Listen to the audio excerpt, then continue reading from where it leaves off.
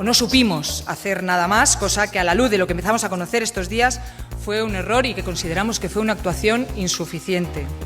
Hoy sabemos que el contexto ¿Ya era han otro. oído a la ministra Mónica García? Más Madrid estaba al tanto. Sabía que una mujer denunció por acoso a Íñigo Errejón en 2023 en las redes sociales, pero minimizaron ese asunto.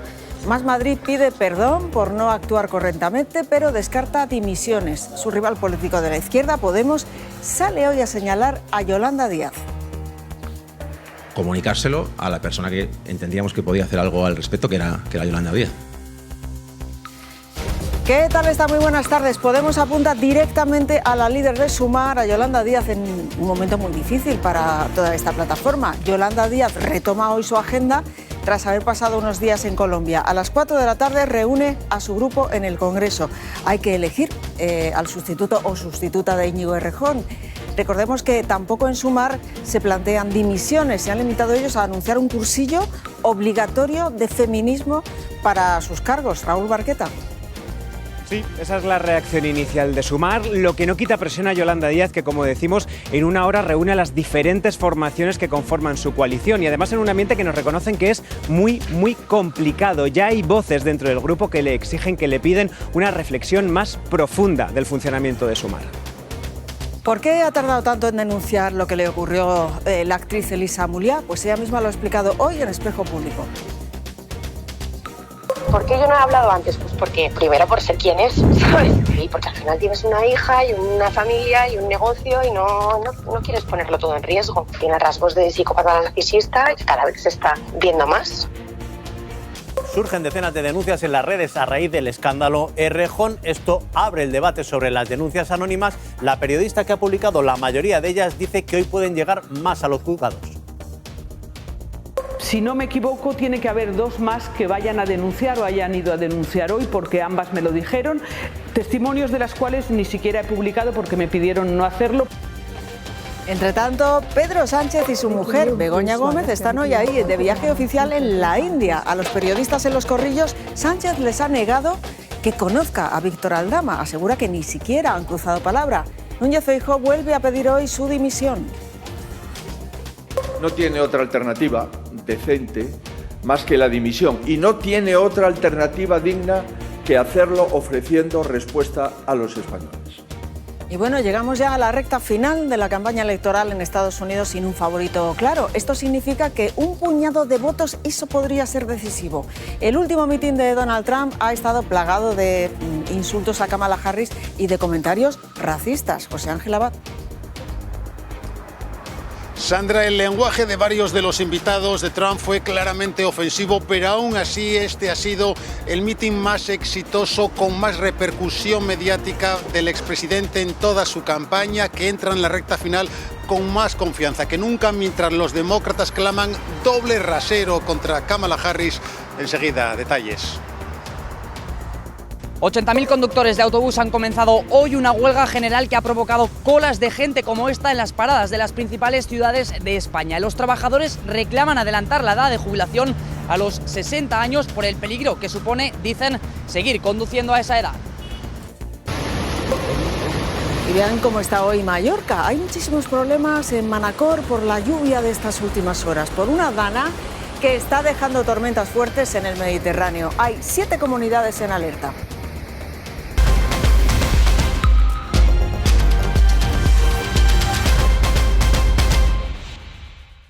No sabíamos que sus relaciones personales estaban atravesadas por el abuso de poder, por la misoginia, por la vejación y por la humillación. La hipocresía les delata. Lo que tienen que hacer estos partidos es disolverse por hipócritas. No era una actitud normal y no es una persona normal. Quienes más y quienes mejor conocían a Íñigo Errejón, es decir, sus compañeras líderes de Más Madrid, han comparecido hoy ante los periodistas para subrayar que ellas no tenían ni idea de su comportamiento con las mujeres y que siguen hoy en shock. La ministra Mónica García, la diputada en la Asamblea Manuela Bergerot y la concejala Rita Maestre, también exnovia de Errejón, ellas son las 3 mujeres que tienen más poder en Más Madrid, un partido que, recordemos, el propio Errejón ayudó a fundar. Las 3 han pedido perdón, dicen, por haber minimizado en 2023 la denuncia de una chica que le acusó a Errejón de acoso en las redes sociales. dudas que la policía... Creímos en unas explicaciones que no fueron correctas y hemos asumido hoy aquí ante ustedes, este fin de semana ante la militancia de Más Madrid, ese error. No nos corresponde a nosotros entrar en los detalles personales de la vida de Errejón. Es verdad que sí que pensábamos que tenía problemas personales que eran de otra índole. Intentamos ayudarle varias personas en varias ocasiones y siempre creímos que su situación personal podía mejorar. Lo han oído, los portavoces de Más Madrid reconocen esa noticia de una supuesta agresión, reconocen también que Errejón tenía problemas, dicen, de otra índole, pero más allá de pedir perdón, nadie va a asumir responsabilidades. Cristina Navarro. Si consideran que con Errejón quien tenía que dimitir ya lo ha hecho. Lo han repetido hasta en 5 ocasiones. Insisten en que nadie tenía constancia de denuncias o testimonios contra el exportavoz, ni en Más Madrid ni tampoco en Sumar. Una versión contraria a la de Podemos, con los que hoy el cruce de reproches ha sido evidente, porque lo que ellos aseguran es que alertaron a Yolanda Díaz cuando aún formaban parte de la coalición. Y aquí todo esto lo niegan.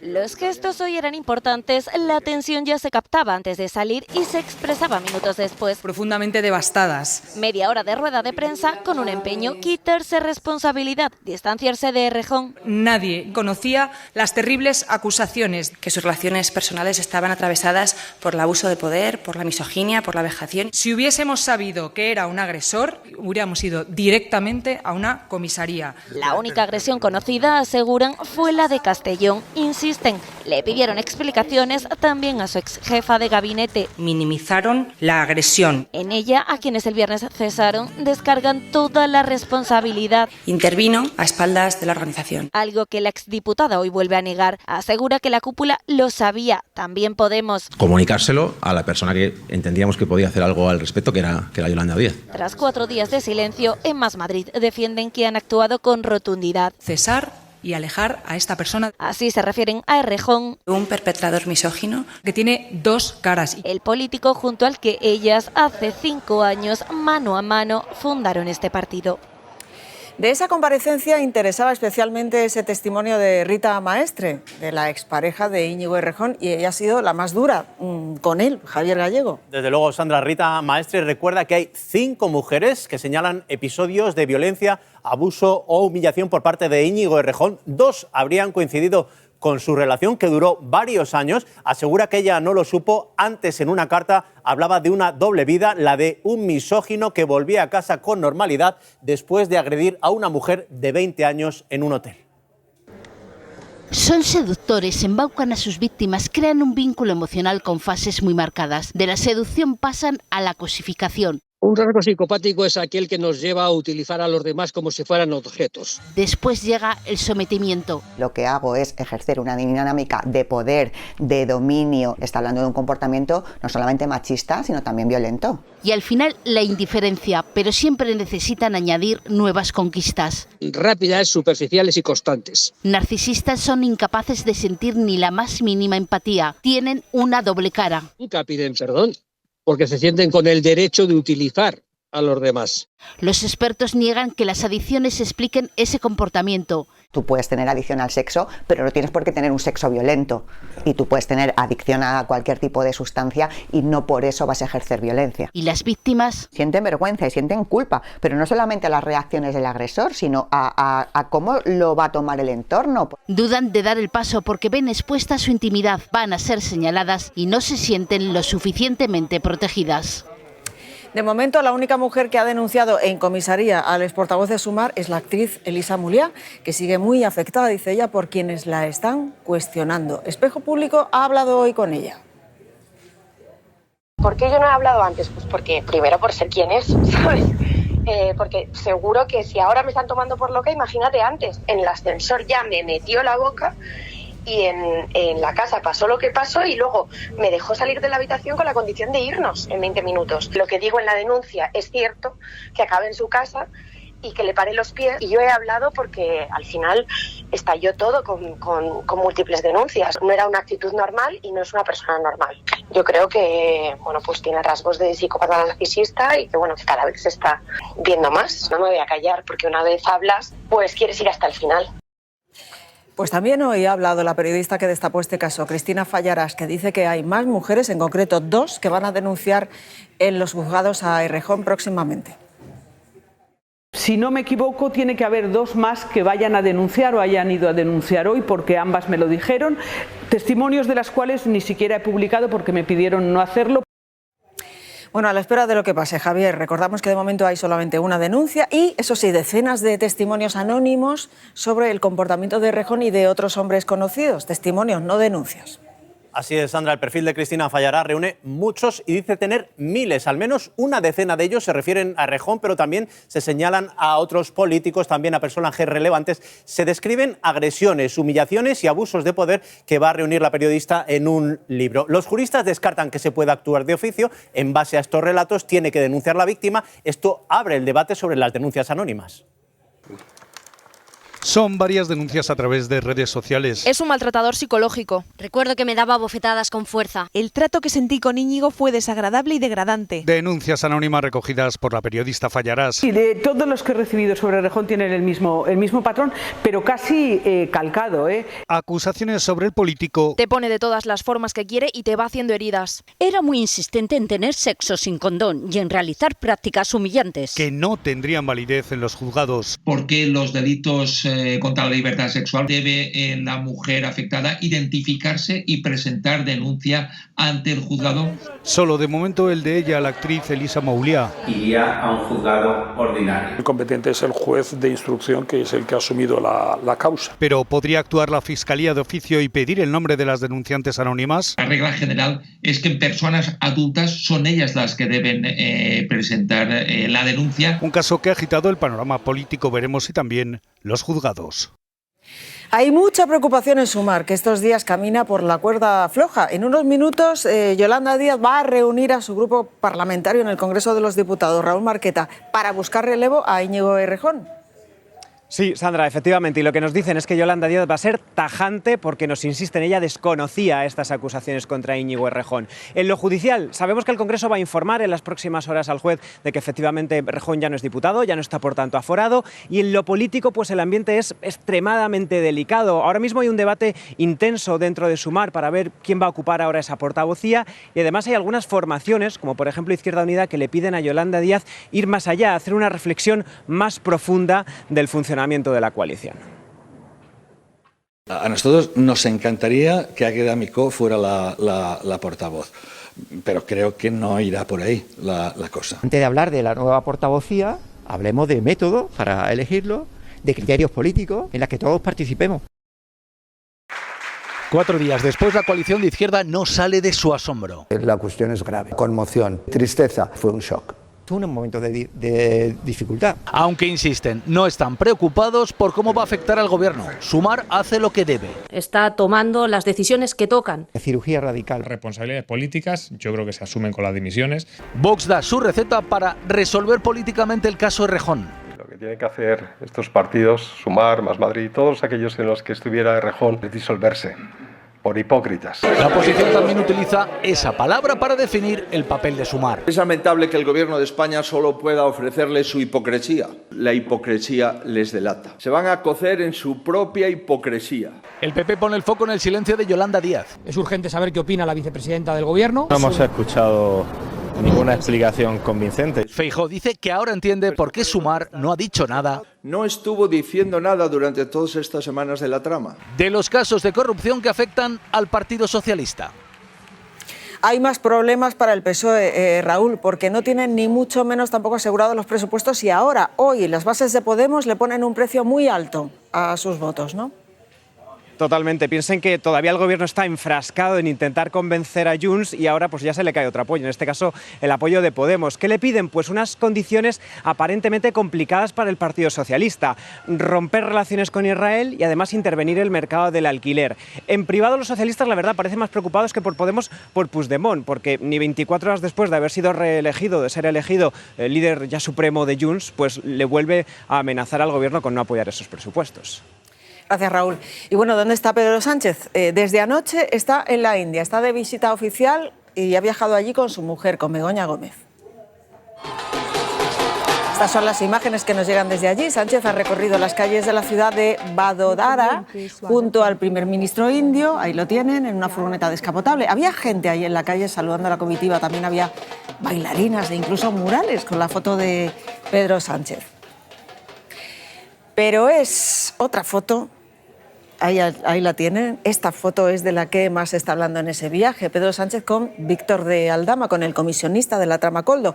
Fue el propio Koldo el que hizo esta foto en un mitin en 2019. Hasta ahora Pedro Sánchez había evitado dar explicaciones sobre Víctor de Aldama. Lo ha hecho ya, lo ha hecho en un corrillo con periodistas de viaje a la India. Pedro Sánchez le quita importancia a la foto. Dice que es una de las miles que se hace en cualquier acto y que no cruzó ni una palabra con Aldama y no tiene ningún tipo de relación con él. A Feijóo esa versión no le convence. Hoy, en el Comité Ejecutivo Nacional del partido, Patricia Valero, el líder de los populares, acusa al presidente del Gobierno de tomarle el pelo a los españoles. Sí, en el PP pues no se creen esa versión del Gobierno, la de que Aldama era un ciudadano anónimo más con el que Sánchez se hizo una foto. Por eso le piden explicaciones y quieren que esas explicaciones sean delante de las cámaras y no detrás, dicen, riéndose de los españoles. Para Feijóo esa foto desmonta las excusas del Gobierno, un Gobierno que dicen va de escándalo en escándalo y para el que cree que Feijóo que solo hay una salida digna, que es la dimisión de Sánchez.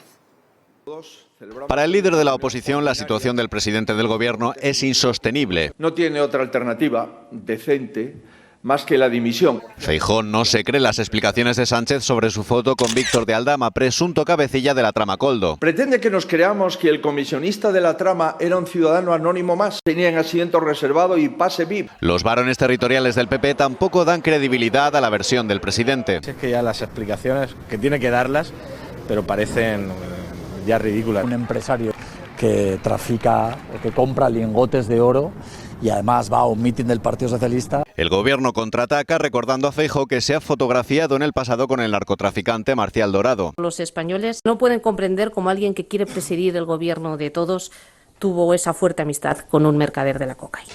Y llevamos años pidiéndole explicaciones. Esto roza claramente un cinismo absolutamente brutal. E insisten en que Sánchez, como todos los cargos públicos, se hace fotos en mítines con personas que no necesariamente conoce. Bueno, pues sobre este caso, Javi, también ha hablado hoy el exdirector de la Guardia Civil en la Comisión de Investigación del Senado. Sí, Sandra, y Leonardo Marcos dice que no conoce de nada a Koldo. Es lo contrario a lo que se recoge en un informe de la UCO en el que se dice que Koldo le dijo al comandante Rubén Villalba que había sido Leonardo Marcos el que le dio el chivatazo sobre que le estaban investigando. Marcos también ha negado conocer a Villalba. El exdirector de la Guardia Civil ha intervenido desde Washington, donde está de consejero en la embajada. No le he visto nunca, nunca he hablado con él por ningún medio, nunca he estado reunido con él, nunca hemos hablado, nunca nos hemos escrito, nunca nos hemos enviado WhatsApps, nunca nos hemos escrito por Telegram ni por ningún otro procedimiento. No le conozco. Y la Asociación Profesional e Independiente de Fiscales ha decidido personarse en la causa contra el fiscal general del Estado, Álvaro García Ortiz. En un comunicado dicen que su imputación contamina toda la carrera.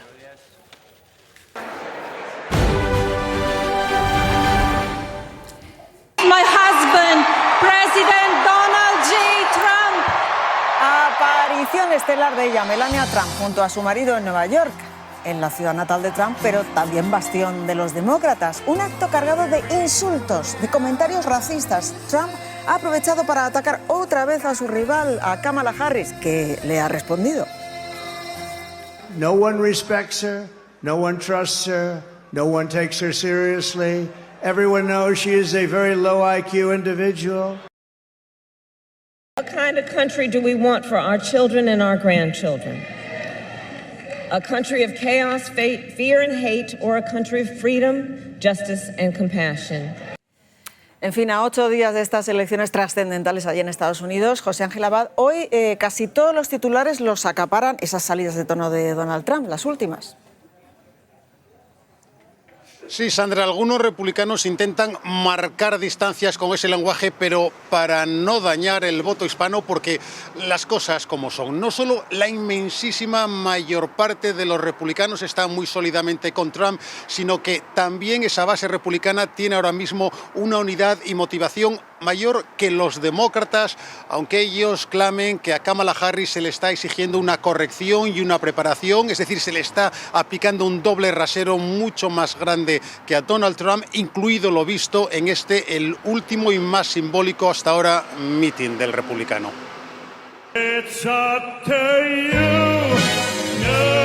¿Cómo sería la cosa que Trump pareció moderado, sus insultos a Harris, sus consignas antiinmigrantes? Under Kamala, America is a sanctuary for criminals. No se salieron del guión habitual, pero su troupe de teloneros incluyó, además de al hombre más rico del mundo, The future is gonna be amazing. A un individuo armado con un crucifijo que dice que Kamala es el demonio, She is the Antichrist. a una leyenda jubilada de la lucha libre, I don't see no stinking Nazis in here.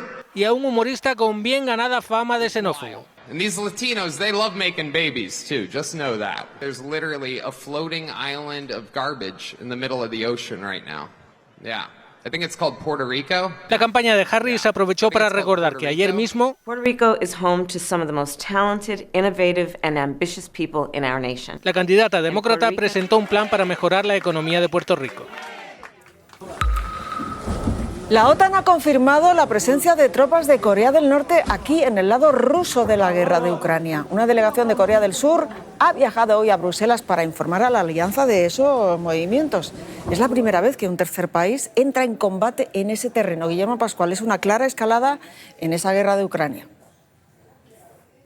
Sandra, un movimiento muy grave y muy peligroso porque amenaza con convertir la guerra de Ucrania en un conflicto global. Como dices, esta mañana la OTAN ha confirmado la presencia de las tropas norcoreanas en Rusia. Todavía no hay detalles sobre si han entrado o no en combate, pero la alianza lo achaca a que Putin, dicen, está desesperado y ya no puede sostener la invasión de Ucrania sin apoyo externo debido al enorme número de bajas que está sufriendo el ejército ruso.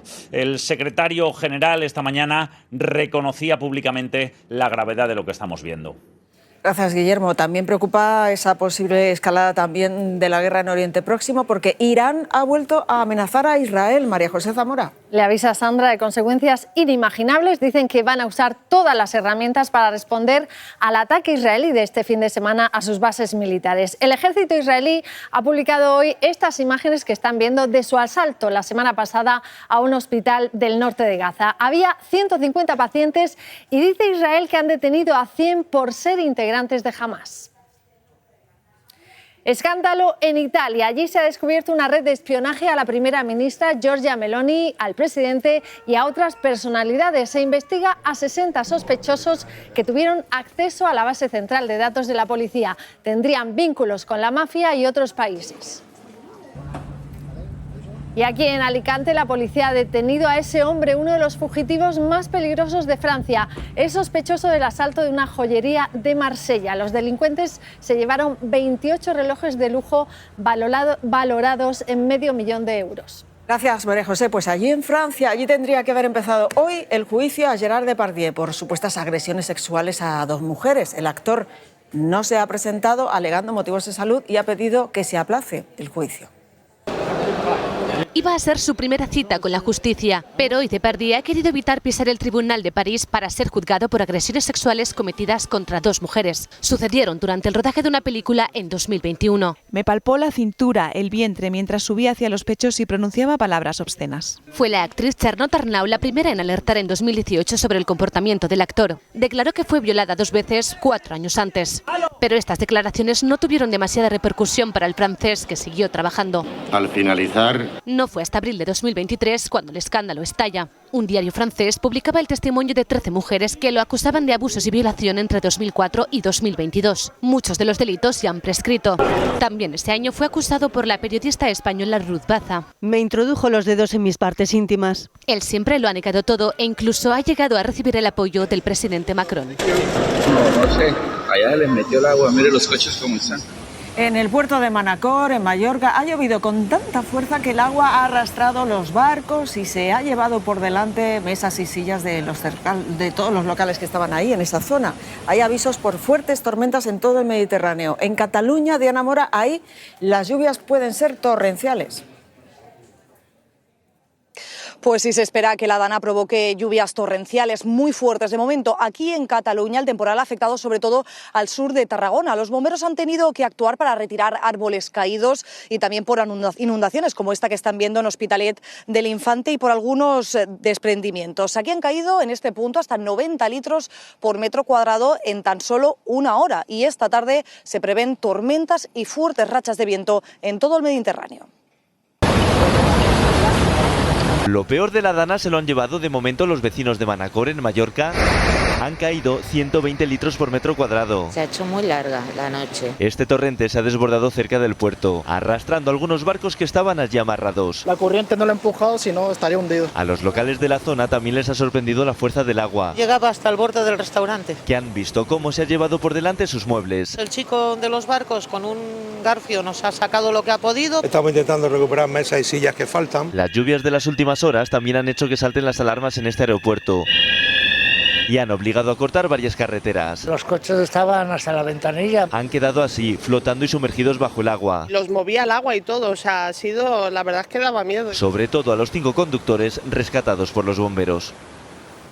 Esta Dana nos va a acompañar hasta el jueves y el peor día, Roberto Brasero, mañana, ¿no? Sí, con lluvias torrenciales. Bueno, desde esta noche ya. Sandra, hemos comprobado cómo ha caído en Mallorca, pero atención esta tarde, en la región de Murcia, Málaga, Almería o en el Estrecho. Además, le sumamos para mañana Albacete, Comunidad Valenciana. Lluvias muy intensas, con importantes acumulaciones. Tenemos la Dana, que ha generado una borrasca, se ve incluso desde el Meteosat, y es la que va a meternos todo ese aire cargado de humedad que va a hacer que se traduzcan en lluvias muy abundantes ya desde esta tarde, esta noche y mañana, que va a ser quizá lo peor.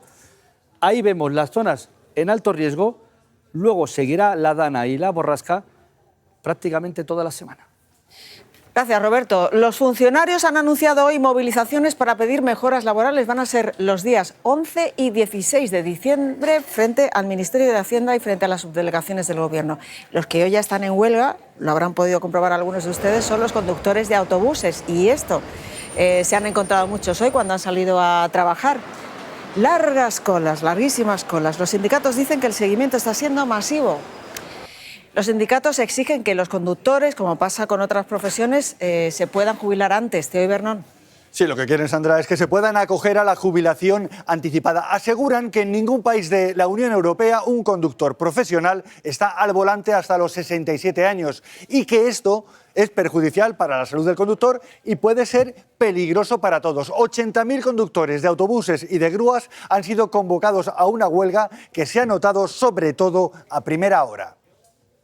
Ha sido una mañana complicada. Puedo ahora. Estoy un poco apurado, así que disculpa. De muchas prisas, de llegar tarde. Es fatal porque yo me enteré ayer y hemos salido una hora antes. Otros se han enterado en el momento. Mira la cola que hay. Ay, no me digas eso. ¿Qué voy a hacer ahora? Pues entonces mejor me voy yendo ya. Me voy a pillar un taxi porque si no, no llego. En este intercambiador de Madrid Estamos un poco en shock. han tenido que echarle paciencia. Una hora esperando y el 173 no aparece. ¿Qué ha pasado? En media hora un autobús. El niño va atrasado, yo voy atrasada. En Barcelona más de lo mismo. La verdad es que me va mal. Afecta a un montón de gente. En esta parada de Bilbao se pierde la vista en la cola. Habrá que apechugar y tirar para adelante, esperar. Valencia, Sevilla, Málaga. Mucho, 50 minutos. Será para largo porque ves todos los que vienen son completos. Los conductores de toda España piden poder jubilarse antes. No es justicia que estos trabajadores con esta edad vayan a una excursión al inserso y el mayor de edad sea el conductor en vez de los del inserso. El Leo es el primer día de huelga, pero en las próximas semanas habrá más paros. Esta operación pionera en el hospital de Belvitge que les vamos a contar en Barcelona, esto nos ha dejado hoy con buen sabor de boca. El paciente era un programador informático con un tumor cerebral y con un deseo, sobre todo, que después de esta operación pudiera seguir jugando al ajedrez. Y los médicos lo han conseguido. Localizaron las zonas exactas del cerebro que se encargan de jugar al ajedrez. Y con anestesia local, pues se pasó la operación observando un monitor que le hacía preguntas sobre ese juego. Bueno, pues la operación ha sido un éxito. Él está perfectamente y sobre todo ha mejorado su ranking en el ajedrez. Esta operación abre la puerta a hacer lo mismo con otras habilidades. Había la posibilidad de que aunque identificáramos zonas que estuvieran afectadas directamente cuando jugaba al ajedrez, hubiera que quitar el tumor tocando esas zonas. Por suerte se pudieron preservar todas las zonas funcionales y también se pudo preservar la capacidad de jugar al ajedrez del paciente.